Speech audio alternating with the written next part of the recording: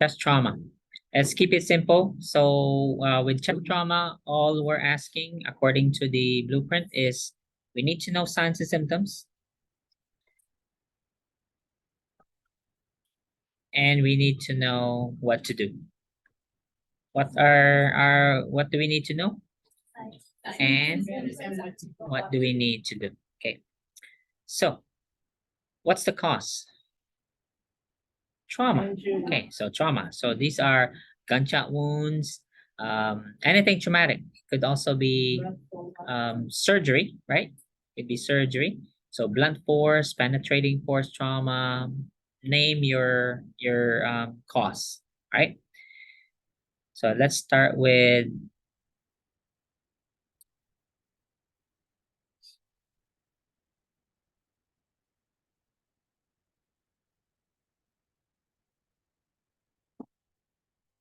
okay. They didn't really. So let's examine our anatomy. So we have our skin. So when it says chest trauma, we're only referring to the thoracic cavity. So from the region above your diaphragm, meaning within the rib cage. So from here and then all the way to the back. Okay, clear. And then we'll stop right here below the clavicle. All right, so that's your chest or the thoracic cavity. So any trauma to those tissues is called chest trauma. So what structures are inside your rib cage? There are only three organs there. What are they? The lungs. That's it. Yeah, you have two lungs and the heart. So there's three. Okay. So what will happen if you sustain trauma there? What could happen? And why did our creator put these three structures inside the rib cage? Why not put ribs in the GI organs or anywhere else? Why don't we have ribs in our legs or our arms? That means they are very fragile. Okay, so we still sustain injuries though. So let's say blunt force trauma or gun penetrating, a knife wound or a gunshot wound. Okay, so what will happen? Let's take a look at it one at a time. So if let's say a gunshot wound, did it penetrate all the way into the lung tissue? Okay, so did it only injure the lung? No, it had to go through a few other tissue layers, right? In order to get to the lung, that means you would sustain other injuries. Okay, so here are the most common injuries. So you have airway obstruction, tension pneumothorax, open pneumothorax, massive hemothorax, flail chest, and tamponade. Any, you still remember cardiac tamponade? Because we did this last semester. What is cardiac tamponade again? Fluid in where? The pericardium. So let's say this is, again, this is the heart, and I have a sac around the heart, the pericardium, and then there's fluid in that sac, right? So therefore, what's wrong? So what's wrong if I have so much fluid around the heart? And then I have a right lung, left lung here. So can this heart do its job? No, because there's so much pressure around it. So can it receive and pump normal amounts of blood? No. So therefore, what kind of shock will result? Cardiogenic shock. Can the patient die? Yes, within a few minutes. Okay. So that takes care of cardiac tamponade. What do we do, by the way, for cardiac tamponade? So what are the Beck's triad? What are the three signs of cardiac tamponade? Distended neck veins, hypotension, muffled heart sounds. Okay. Or like I said, pulsus paradoxus. I think mentioned that last Tuesday. Yeah. What is pulsus paradoxus again? When the pressure is high. Blood pressure is higher during what?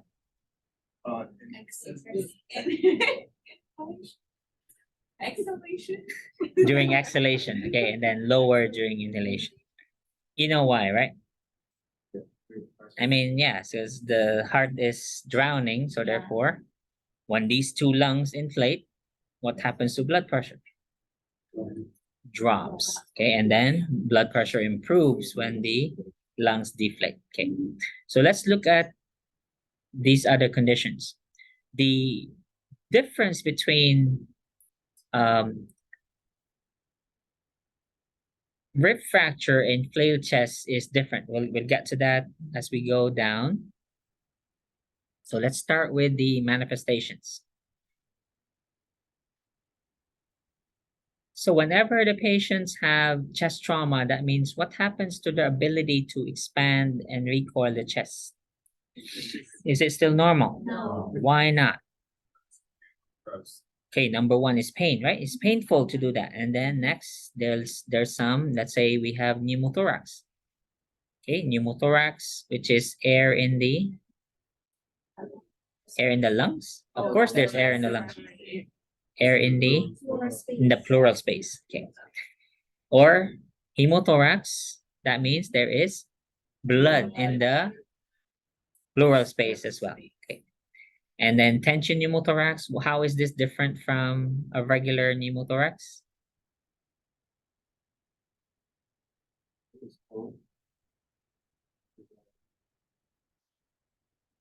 Yes, go ahead. You said something? Oh, no. I don't think I'm right. No, go ahead. No. Oh. No, Serious. I said because it has tension. Yeah, so what's causing the tension? So let's say here, Opening.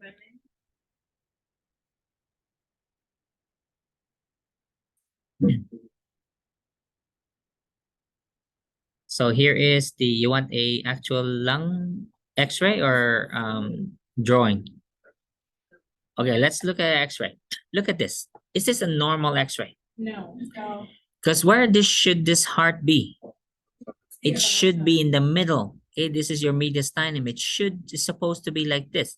Yeah, no, not really. It should be in the middle, right here. That's where your heart's supposed to sit. Where is your heart now? Which side is this? The right or left? Right. This is on the right side. Why did it move there? What pushed it there? Right here. So therefore, there's a massive pneumothorax here. Okay, so this is now what we call tension. So if the pneumothorax is doing this, this is called tension pneumothorax. Right? So this will lead to what? What type of shock? Kamalji?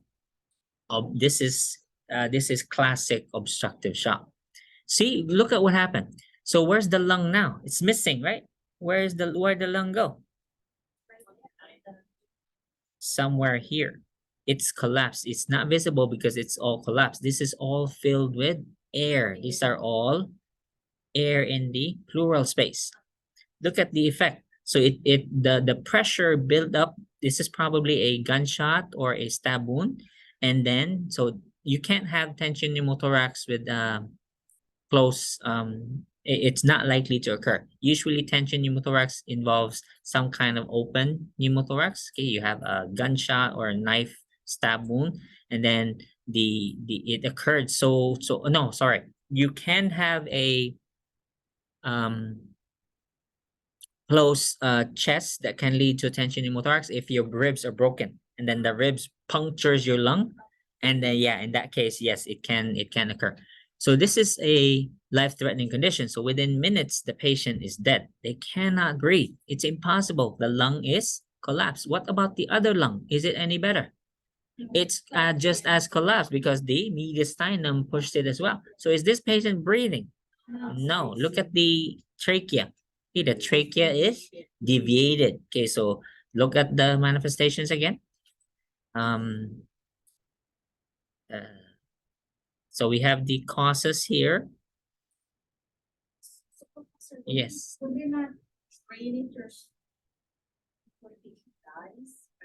Yeah, we'll get to the interventions later. Okay, so we're still on the manifestations.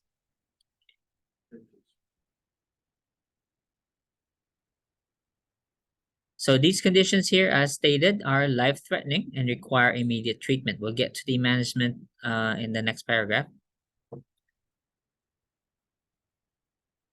So what will these patients manifest? Well, it depends. How many injuries did they have?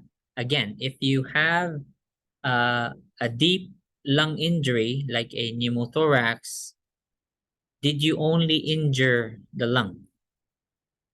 That means you have also sustained rib fractures. Did you also you also sustain some chest wall contusions or hematomas? Yes. Yes. Okay. So meaning before you can get to the lung, you have to injure the other structures as well. So are we only dealing with one chest trauma? So patients with chest trauma always have multiple. Okay? You're always dealing with multiple injuries. It's not just one. Okay. So these are your manifestations. So you start with stridor, which means are they breathing okay? No, this is airway obstruction, correct? Acute airway obstruction. So cyanosis, nasal flaring, no, hard to breathe. They're struggling to breathe. And they'll start having cyanosis now. And then look for the causes. So you can have wounds. We could be exit or entrance wounds. Okay. And then always check for shock because this can lead to obstructive shock. To make a diagnosis, what do we need? Okay, we need a simple chest x-ray. Doesn't have to be a CAT scan. X-ray really quick because CAT scan will take longer than an x-ray. So this one will just take a few minutes. Management. So our goal is always to restore ventilation. So to restore lung expansion. If needed, we will have to intubate and put them on a ventilator, but some will require others as well. We already discussed chest tube management, and then we did the last 2 weeks, you did care for a patient, management for a patient with a chest tube in lab. So I won't repeat the chest tube care and management.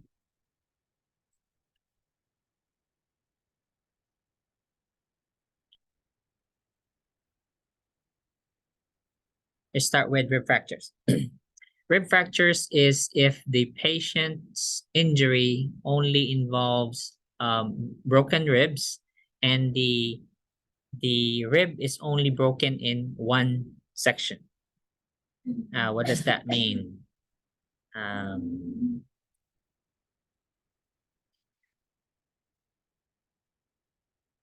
So our ribs are connected how?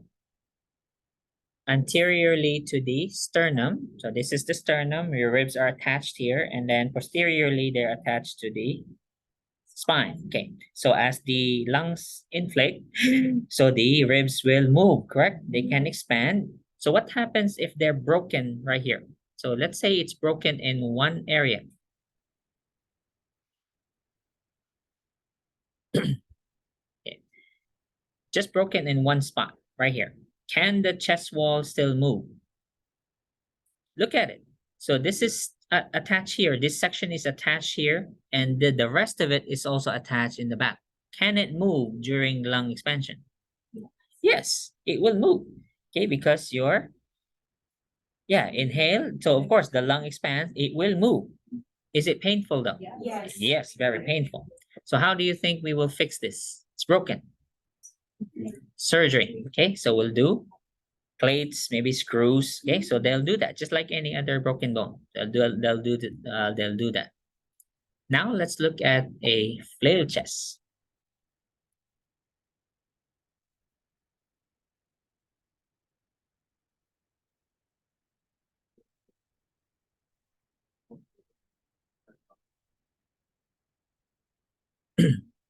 Is it the same as a rib fracture? How many broken segments are there now? 2 or more. Okay, so in rib fracture, it's only broken in one section. So the chest wall can move. So can gas exchange occur? Yes, this patient, although will this patient have a lot of pain? Yeah, they'll be guarding it. So I had a friend who fractured his rib in in a jujitsu match, he was told that it'll just heal itself. Yeah, depending on whether it's displaced or not. So like this one is not displaced, right? They're still aligned. So yeah, so that would be fine. Plus, our ribs really floating. I mean, you've eaten baby back ribs. So in your baby back ribs, are they really floating? No, they're attached to delicious muscle, right? That's the most best tasting meat in the world, right? The ribs. No, rib eye. That a rib eye. That's very juicy. Okay, very tender. Okay, so same thing. Ribs are not floating. They are attached to muscle. So they have tendons, fascia attached to them, right? So Yeah. I mean they're not gonna fall down. Okay, they're attached there. Okay, so let's look at this one now. Imagine again the baby back ribs. Okay, so here, this segment here, this broken segment, obviously this is displaced, correct? Are they still aligned? No. Okay, this section here, is it still attached to the spine or the? Yes, this one is attached. The rest of it, this one, this part here, is it attached to the sternum? Yeah. Yes. Will they move when the lungs expand? Yes, they will move because they're still attached. What about these sections here? These are independent sections. They are not attached here. They're not attached here either. So will they move when the chest wall moves? What will happen to it? So instead of expanding, what will it do? It will cave in. It will be pushed in. So now this will what we call paradoxical chest movement. So whenever you inhale, the chest wall is supposed to do this. But what happens to it? When you say paradoxical, it's the opposite, right? So whenever you inhale, it will suck in. It will cave in because there's nothing holding it, just the meat. Okay, but because there's nothing holding them anteriorly, nothing holding them posteriorly, it will not move out during inhalation. So we call that paradoxical chest movement. Okay, so this flail, they call that the flail segment. So this is now flail. That's why they call it a flail chest. Can this cause? Puncture the lungs? Yes, these are sharp edges, so it's possible. You could have a pneumothorax. So that's why we said from the beginning, we will deal with multiple injuries. So when you have flail chest, will that be your only problem? You'll also have a pneumothorax, a hemothorax maybe. Can they go into tension pneumothorax as well? Yeah. Yes, all possible.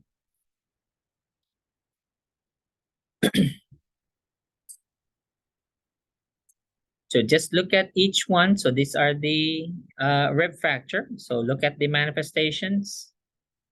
And we explained what it will look like if it's flail chest. It'll be different now. So this is flail chest. And here's the management. Let's discuss management. Main is pain relief. That will be the patient's priority. It's painful, so therefore, will they take deep breaths? No, they will take very shallow breaths. Can they go into respiratory failure? Yes. Do we splint it? You saw Karate Kid? The original Karate Kid? Daniel LaRusso? You guys are no fun. So the Mr. Miyagi wrapped his ribs with, yeah? Was that a good idea? No, because what will happen to chest expansion now? You're actually restricting it further, okay? But of course, that's Hollywood. So pain management, sedation may be necessary, so that they can, conserve energy and help them also with pain management as well if they're not spending as much energy. But do not oversedate though, because now you'll have respiratory failure. This one is not the same as splinting. Okay, this is only a supportive treatment just to help decrease pain, but we really don't want to here. So how do we apply it? Only snugly enough to provide support, but not too snug to prevent respiratory excursion. Are we clear? Okay. Failed chest, I already discussed how it works. And these are the manifestations. And then for management, depending again, if the patient has tension pneumothorax, we'll get to the tension pneumothorax. It's a separate section. But for flail chest, definitely surgery. Okay, so for your friend Iviana, so if that was, I guess, a simple non-displaced rib fracture, so no surgery needed. But were they given a binder at least, or just told to guard it? Okay. It still pokes out a little. Okay, so here is the repair. So they'll use screws, plates, just like, again, like I said, any other broken bones. So they'll do that. They'll fix it. Pulmonary contusion is the injury to the lung. So this again can be part of multiple lung chest trauma. So pulmonary contusion is the actual injury to lung tissue. Let's say the lung tissue got scraped, lacerated, or bruised. That's contusion. So direct trauma to the lung tissue.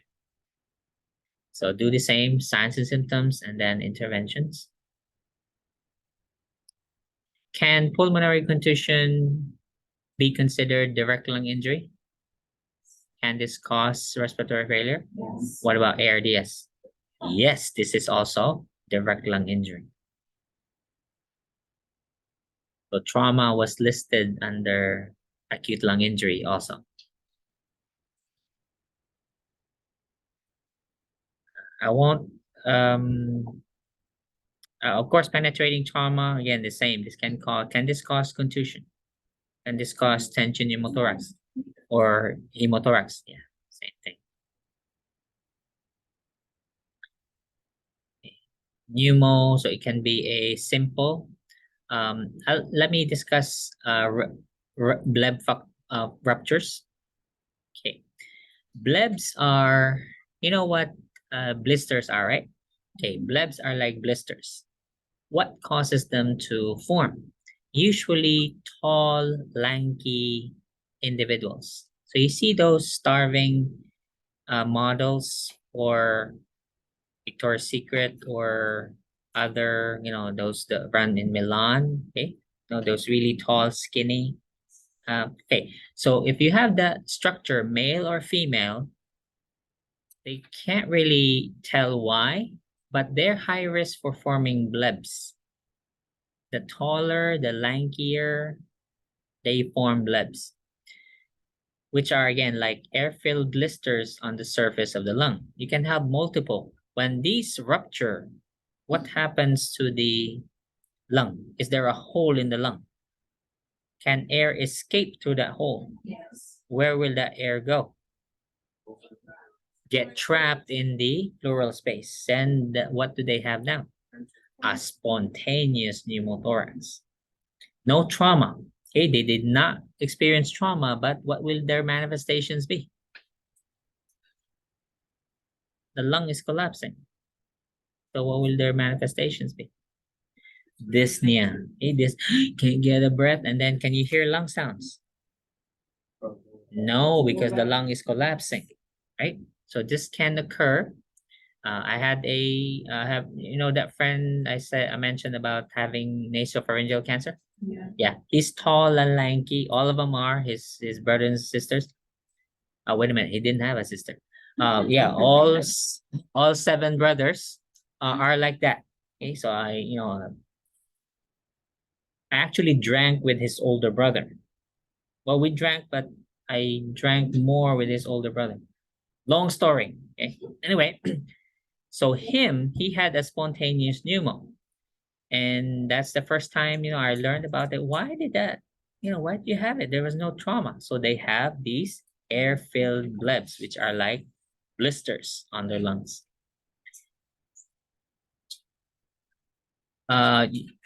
So of course, this one is traumatic. So you got stabbed or hit by some object or stabbed.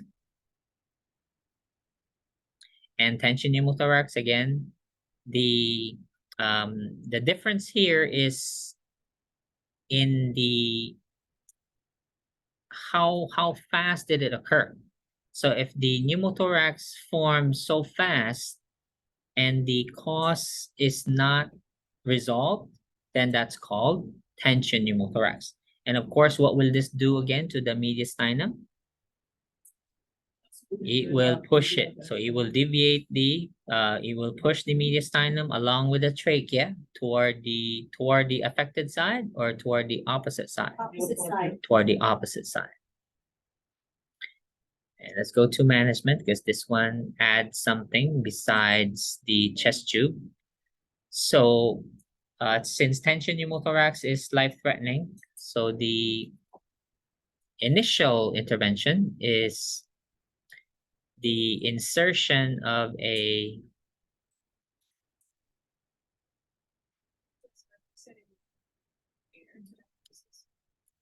yeah, because if I get stabbed here, where will the mediastinum move? Here? To the other- Oh, to the other side, because air will fill here, right? So it will collapse my right lung first and then push everything toward the left side. Okay, so the first thing is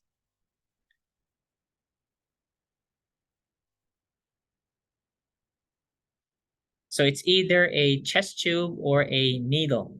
Okay, a very large needle inserted in the second intercostal space. So this will immediately allow the air to come out.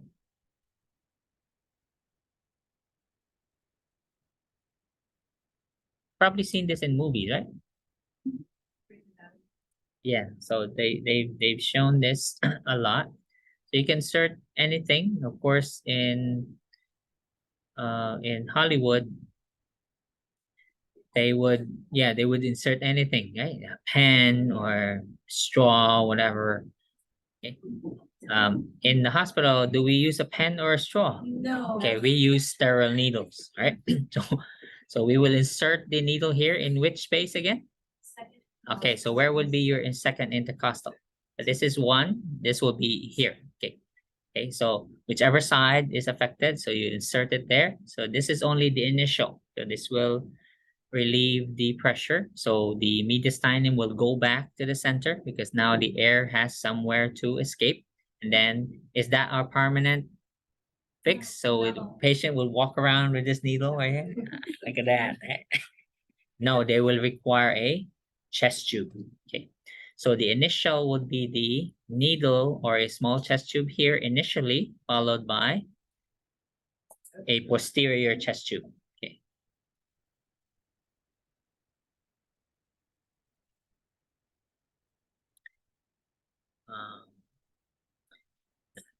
To give you a perspective how big a 28 is, you saw the mannequin, right?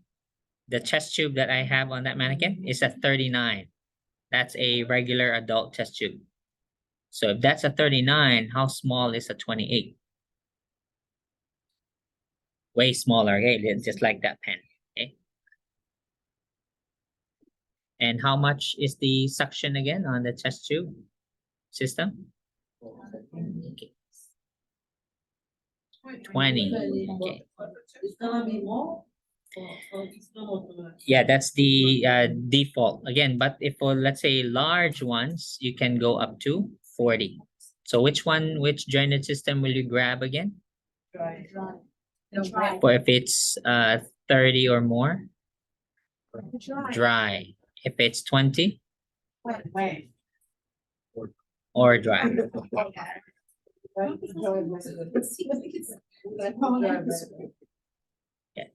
With any sucking chest wounds, sucking means you have obviously an open chest wound, either gunshot or stab wound, and it's open. Okay, so something is coming out. Never cover it with an occlusive dressing. So just use either your hand with a sterile gauze, just do that. Or if you can't do that, let's say you want to put a dressing instead, only tape it in 3 sides. Okay, so a non-occlusive dressing taped on 3 sides because that will prevent air from getting sucked in, but allows air to continually come out. That's about it.